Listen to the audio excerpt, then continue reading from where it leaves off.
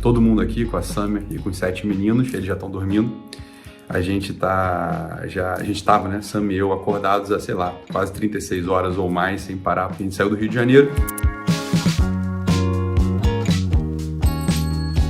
Eu tô no aeroporto, numa sala VIP que não precisa pagar nada. Não precisa pagar nada pra quê?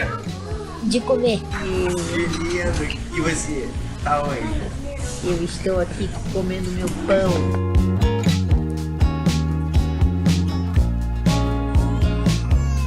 Viemos pra Lisboa. Ó, e agora vai decolar? Tá decolando aí. Tá bom. E o bebê não dormiu.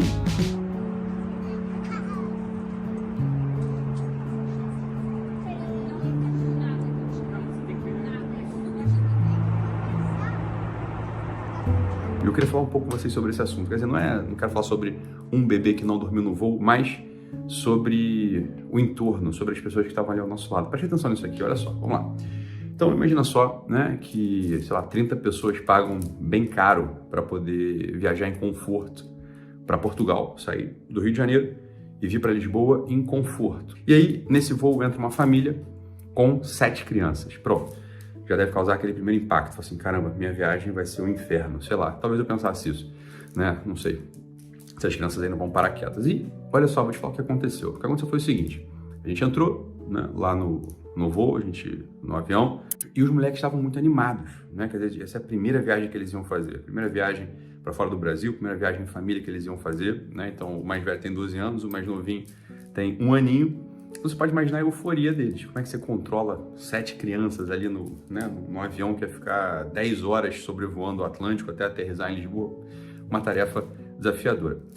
Então, bem, primeira coisa, os moleques sentaram, né? Os mais velhos se organizaram ali entre eles, começaram a conversar ali com os comissários, começaram a conversar com as pessoas que estavam ao redor, mas nem isso eu quero falar, não. Eu quero falar o seguinte, lá para as tantas, né? Quando as luzes começaram a apagar para o pessoal poder de fato dormir depois do jantar, o nosso mais novo começou a chorar, né?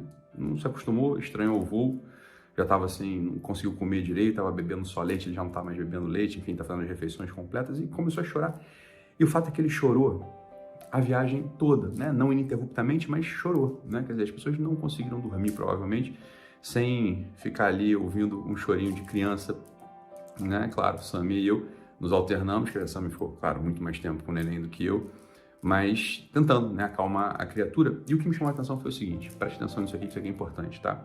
Como eu disse, as pessoas pagaram caro, tinha uns 30 pessoas ali naquela parte do avião que pagaram bem caro pela viagem, né, querendo o quê? Conforto, sei lá, chegar relaxadas, chegar descansadas.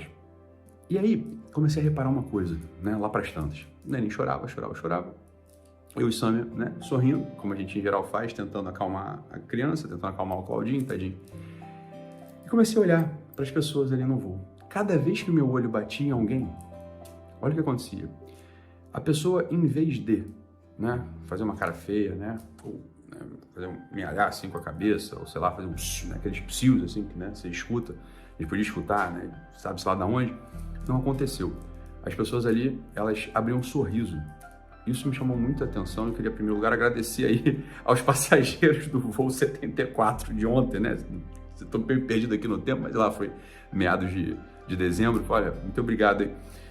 Isso me chamou muita atenção, como tem gente ainda muito boa e muito compreensiva, viu?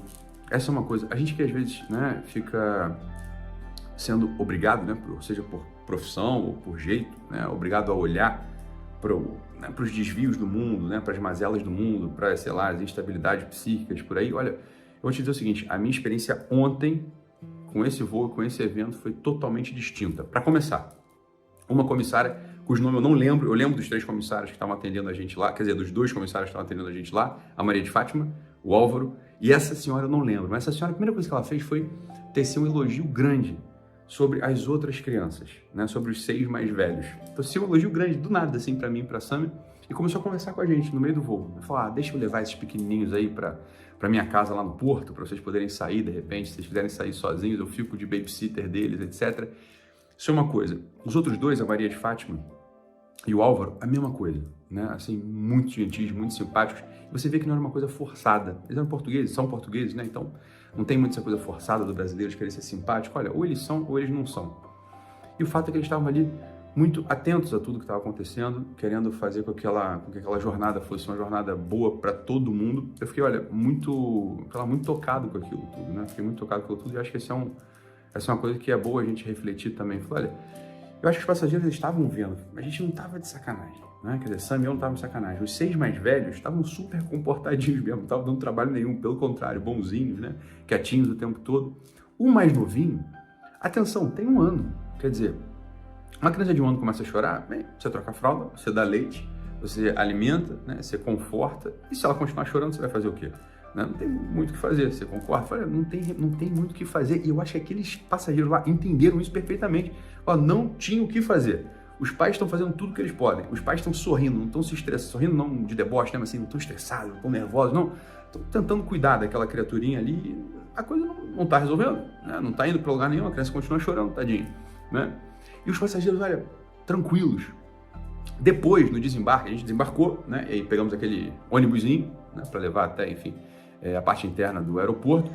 Tá, vamos chegar em Lisboa, Itinho. E aí? Aí, foram muito educados os tripulantes, comissários, né? Bonzinhos pra caramba, só todo mundo ajudou. Quando a gente pegou o ônibus, aquele ônibusinho, eram essas as pessoas que estavam ali naquele ônibus. Olha, 100% das pessoas, eu sempre olhei pra cara de cada um quase como que agradecendo, né? Eu ameacei um pedido de desculpas, cheguei a falar um pedido de desculpas para as pessoas que estavam ali mais próximas, não uma desculpa, não, pô, pessoal, pelo amor de Deus, eu falei, aquela desculpa, né, poxa, desculpa aí, né, criança, né, o nenenzinho não deixou vocês dormirem. Todos eles sorrindo, tá? Procurando Sam e eu com os olhos para abrir um sorriso. Não só isso, alguns chegaram mais próximos e começaram a falar mesmo, né? Falar, elogiar os mais velhos e falar sobre as experiências que eles tinham também com os filhos e, né, da coragem de botar 7 crianças num voo, sei lá, para viajar, etc. Então, isso chamou bastante atenção, né? Foi a primeira coisa que chamou bastante atenção.